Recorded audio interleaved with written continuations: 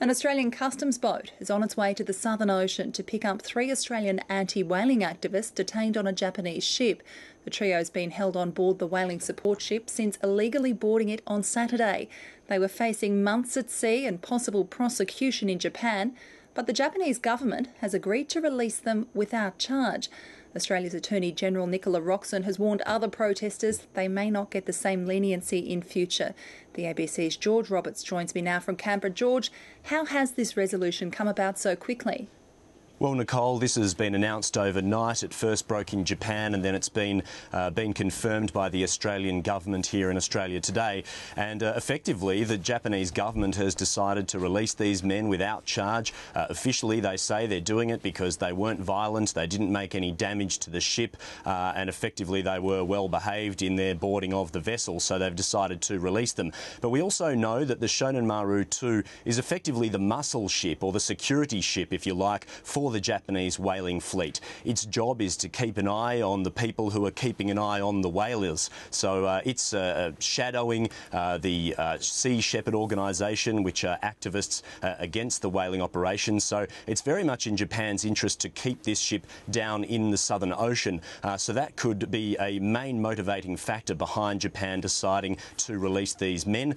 They will now go, as you said, on board an Australian customs ship when that reaches the Southern Ocean and rendezvous with this ship. The federal government's claiming it as a win for having these people released, but the Federal Attorney-General Nicola Roxon is making the point that further activists trying the same antics may not get the same favourable treatment. I do, however, need to underline that if people do take action outside Australian territorial waters, and if they take action, no matter how strongly they believe in the cause, they will subject themselves to the laws of another country. So, George, what happens now? How long will it take to arrange that transfer at sea?